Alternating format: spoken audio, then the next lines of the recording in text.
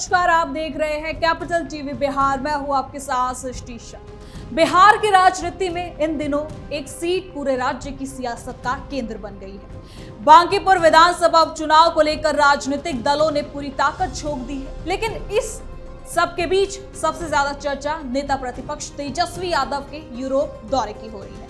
चुनावी माहौल के बीच उनके विदेश जाने पर एनडीए लगातार सवाल उठा रहा है, जबकि आरजेडी इसे पहले से तय निजी यात्रा बता रही है। उधर जनसुराज के संस्थापक प्रशांत किशोर के मैदान में उतरने से मुकाबला और भी ज्यादा दिलचस्प हो गया है। जेडीयू नेता अशोक चौधरी का दावा है कि प्रशांत किशोर विपक्षी वोटों में सेंध लगाएंगे, जबकि जनसुराज खुद को बदलाव की राजनीति का चेहरा बता रही है।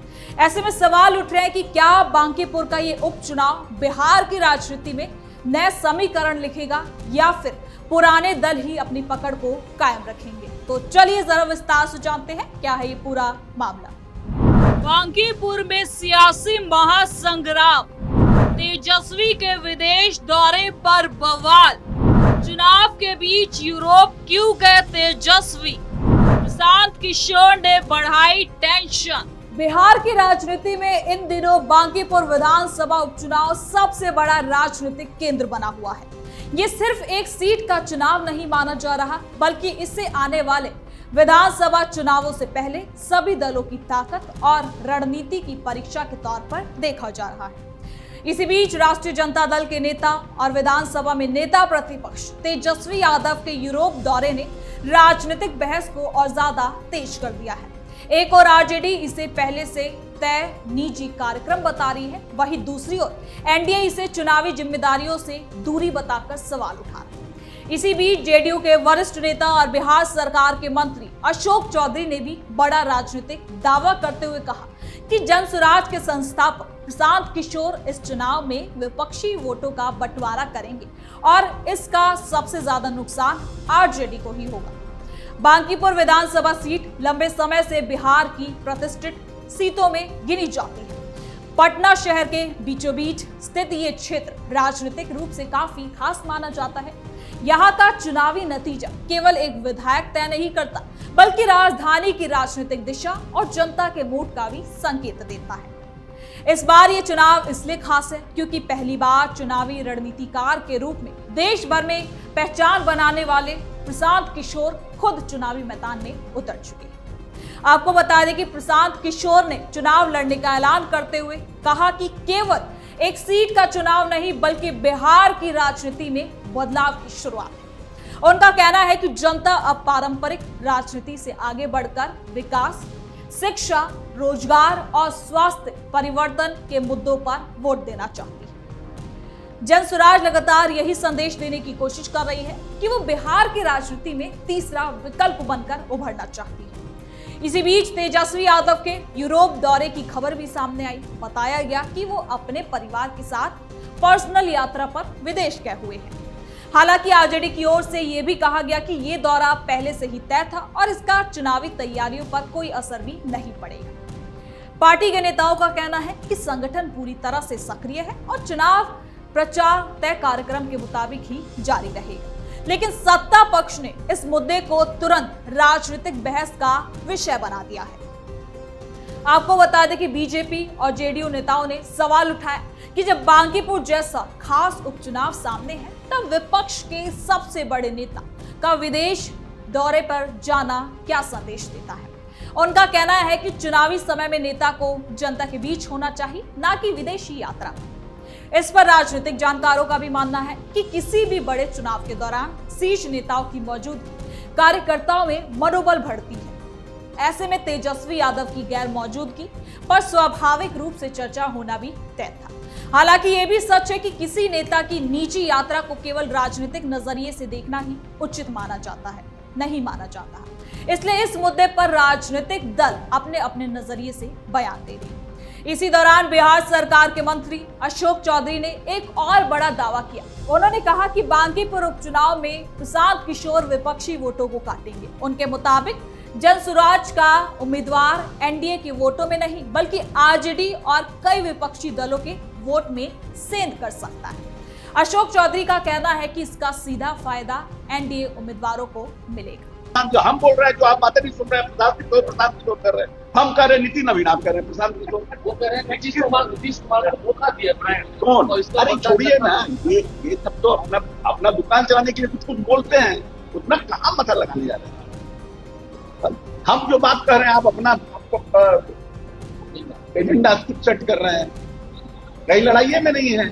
उन्होंने ये भी कहा कि चुनाव में कई बार ऐसे उम्मीदवार उतर जाते हैं जो जीत नहीं पाते, लेकिन चुनाव का नतीजा जरूर प्रभावित करते हैं। उनके मुताबिक इस बार बांकीपुर में भी कुछ ऐसा ही देखने को मिल सकता है।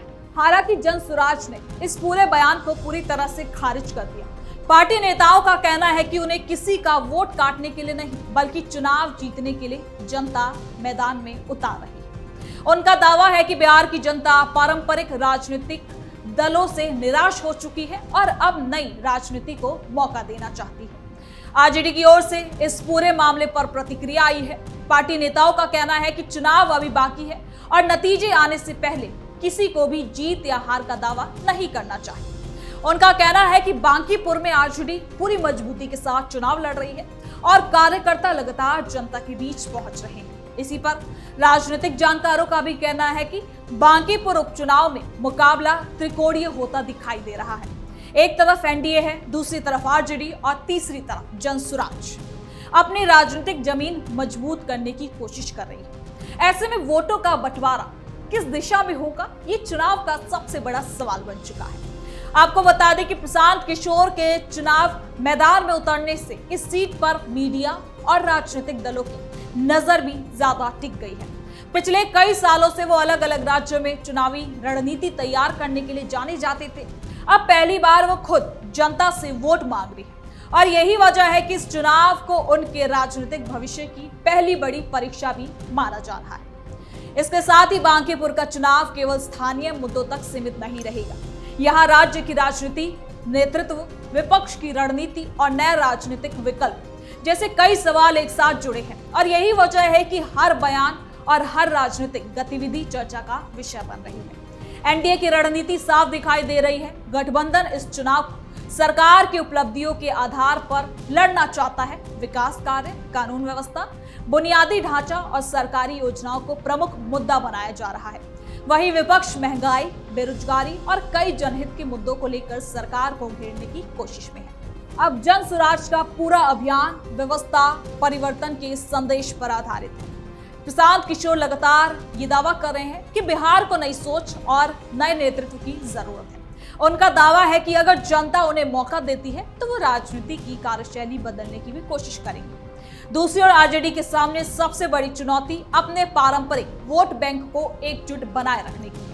पार्टी ये संदेश देना चाहती है कि वो अभी भी बिहार की सबसे बड़ी विपक्षी ताकत है और किसी नए दल के आने से उसका जनाधार प्रभावित नहीं होगा। राजनीतिक जानकारों का भी कहना है कि अगर जनसुराज उम्मीद से बेहतर प्रदर्शन करती है तो इसका असर आने वाले चुनावों की रणनीति पर भी पड़ सकता है। अगर एनडीए ये सीट जीतने में सफल रहती है तो वो इसे अपनी नीतियों पर जनता की मुहर के रूप में पेश करेगी। दूसरी तरफ अगर आरजेडी मजबूत प्रदर्शन करती है तो विपक्ष के लिए मनोबल बढ़ाने वाला भी नतीजा माना जाएगा। फिलहाल चुनाव प्रचार लगातार तेज हो रहा है। सभी दल अपने अपने नेताओं और कार्यकर्ताओं को मैदान में उतार रहे हैं। सभाएं, जनसंपर्क अभियान और घर घर संपर्क का दौरा जारी है। अब आने वाले दिनों में राजनीतिक बयानबाजी और भी ज्यादा तेज होने की संभावना है।